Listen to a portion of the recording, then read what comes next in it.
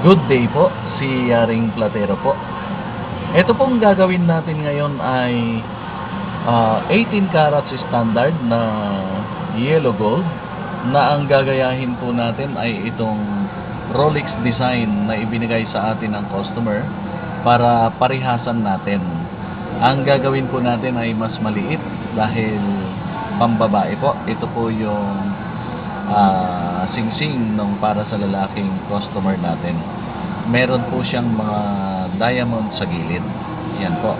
Standard 18 carats po yung gagawin natin. So gaya po ng dati yung procedure po natin sa pagtutunaw ng standard 18 carats na gold ay kapareho po ng teknolohiyang ginagawa natin sa ibang bansa. Ito po ay 999.9% na fine gold. At ang combination naman ng alloy niya ay silver, rose gold alloy at saka yellow gold alloy. Yun pong teknolohiya kung paano ang computation ng pag-aaloy natin ay hindi na po natin pwedeng sabihin dahil nagtuturo po tayo ng goldsmithing. Kasama po yun sa pagtuturo natin ng goldsmithing, yung eksaktong computation. Pero ito po, kapag tinunaw natin ay standard 18 carats yellow gold na ang quality po ay kagaya po ng mga gold na nabibili sa ibang bansa. Yan po. Ito pong maliit na mga diamonds natin na ilalagay natin sa gilid. Ang classification po sa Forces ay top commercial white or commercial white. Either H or I. At ang clarity po niya ay with small inclusions SI1, SI2. Yan po. So, mamaya po ipapakita natin yung ibang procedure ng paggawa. Hindi man po natin maipakita lahat dahil sikretong teknolohiya po natin yung mga iba na siya rin po nating itinuturo sa ating pagtuturo sa goldsmithing.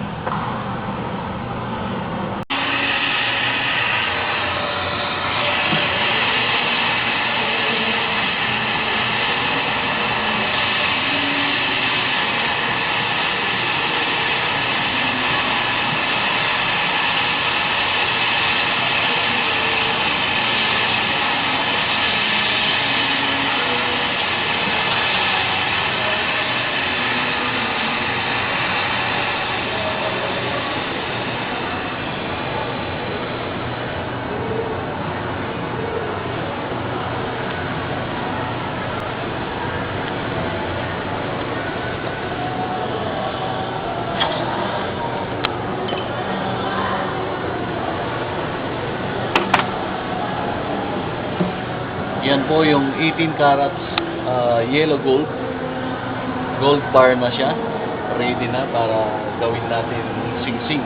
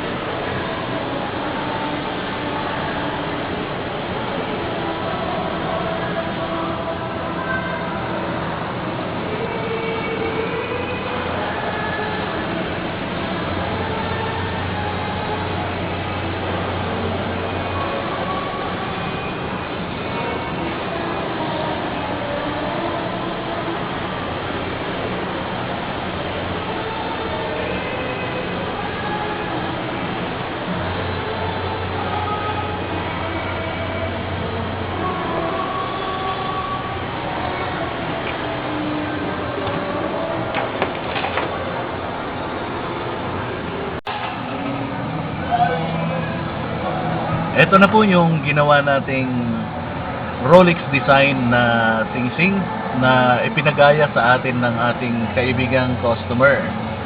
Ito po yung kanyang sing-sing. Yan po. At gusto niyang ipagaya. So, ginayahan natin ng kanyang kapartner dahil yan ang gusto niyang ibigay sa kanyang girlfriend o kaya sa kanyang mapapangasawa. Yan po. So, nagaya naman po natin yung design. Ito pong design na ito, yung Rolex design, ay matagal na pong design ang mga ganitong matagal na po tayong gumagawa ng mga ganitong design. So, 15 years ago, gumagawa na po tayo ng mga ganitong klaseng design. Ang Rolex design po, minsan yung mga ibang ginagawa natin, yung mismong may relo sa gitna. Design ng relo sa gitna. Pero ginto pa rin yun. Yun naman po ay casting. Ito po ay handcrafted. So, ang design po nito ay yung bracelet ng Rolex. Kaya tinawag po na Rolex design. Ito po ay ibibigay ng ating kaibigang customer na si Brian. Ibibigay niya sa kanyang minamahal na si April. Yan po. Standard 18 carats gold na merong maliliit na diamonds sa gilid. Yan po. So natapos din natin at nagaya rin natin. Kaya natin itinokomentaryo ito para meron tayong sample sa mga gusto pang magpagawa ng mga ganitong klaseng design na Rolex design na sing-sing na pwedeng gawing wedding ring kagaya po nitong ating kaibigan si Brian. Yan po. So pinagayahan niya yung kanyang sing-sing na Rolex design.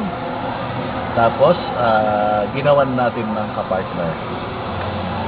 Yan po.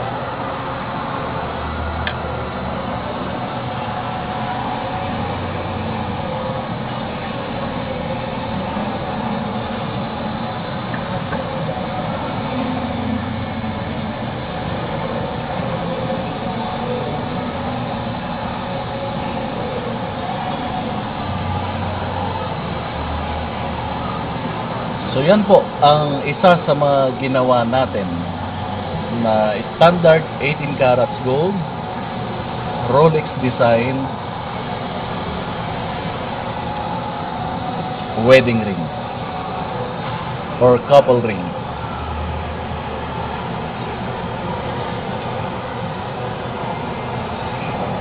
Yan po.